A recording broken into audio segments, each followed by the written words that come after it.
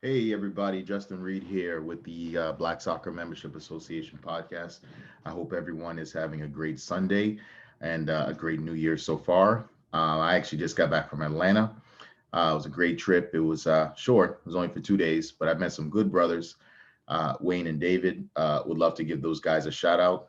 They're from Southwest Atlanta, and they've got a program called SWAT. And what they do is they meet on Sundays for pickup soccer in an area called College Park, which is just outside of Atlanta. So players just kind of come together every Sunday. They just play, they just ball out, and they just have a great time. So some good stuff that those brothers are doing to keep the kids in the community active, and of course playing the game. So I wanted to talk to you guys real quick about customers, just kind of how it's important that when you start your own soccer organization or you start your own club or training or tournament or whatever you choose to get into, that you kind of pinpoint what customers you're going to target. And I'm bringing this up because I am spending a little bit of time going over my sales and marketing plan for my businesses that I operate. And I'm kind of just breaking it down and I'm saying, hey, look, these are specific customers that I need to target because this is where we had success in 2020, 2019, and previously. Let me not look to target customers who I'm not really going to get to come over because I've been spending money, I've been spending time trying to market to them. So it brought me to this. There are pretty much three types of customers. So the first customer is I just mentioned is a customer who will never ever ever come over to your company no matter what you do. These people tend to be evangelists to other companies and they'll stay with them forever. So if you're targeting, you could forget it. An example that I bring up is Nike. Like take Nike for example. There's some people who will never sway away from Nike. They got Nike shoes, Nike shorts, Nike fitness gear, just Nike everything. So if you are a new sports apparel brand trying to come into the market, the important thing to do is not to target those people because those people will be with Nike until they die. So those are folks who will never, ever, ever come over to your company. So you don't want to spend too much time, too much energy, too much money trying to persuade them to come over. And the same thing translates, if you don't have a brand, if you have like a soccer training organization in a specific area, there's a specific type of demographic that will not come over to your training no matter what you do. And of course, that's because they have an alliance to whatever soccer club or soccer training organization that they choose to be with. The number two thing is the customer who's going to try. They're just going to try you out. So, for example, if you have a business that is low cost, so say you run clinics and the soccer clinics are like 6 classes for like 75 bucks. That's kind of low cost investment that a parent will look at and they say, hey, let me just try it. Let me see if my kid is interested. And those parents will kind of just bounce around from organization to organization, not really having much loyalty to any of them because they just want to just try it. And of course, there's nothing wrong with that. We all have options. We should have the option to try whatever business we choose to do business with. All right. So there's always going to be those customers who are just going to want to try things and just kind of see if it works or if it doesn't work.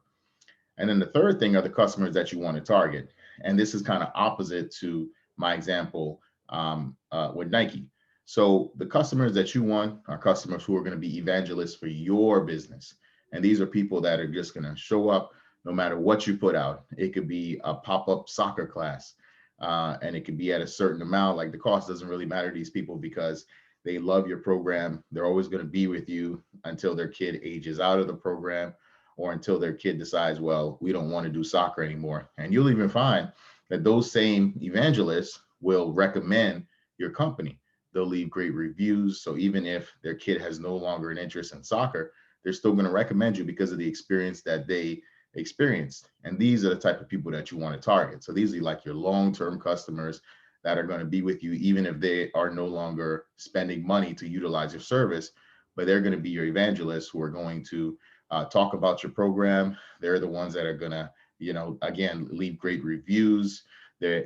Anywhere, if they're in a little chat with a mom's group or a father's group or whatever, they're going to bring up your program at some point, especially if someone is thinking, hey, does anyone know a soccer program that my child can be a part of?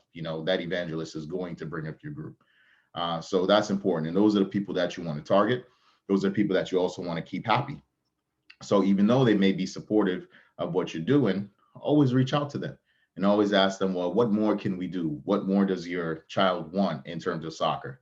Does your soccer want more? Does your child want more classes during the week or more programs during the week?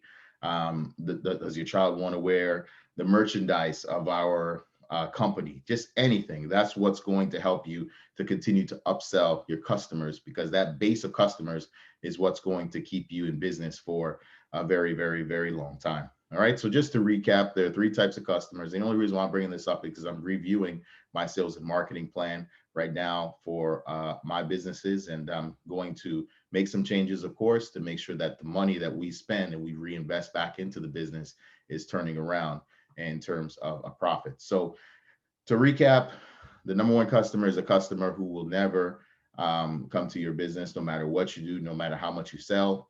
I'll bring back the example of sports apparel. There are people who will never leave Nike, Adidas, Under Armour, Puma. They're just never going to leave those companies because they're so ingrained and they're supportive. So if you got a little small brand that you're just starting up, I would say, don't try to target those people who are with Adidas or Nike or whomever, because they are evangelists and they're just not going to come over.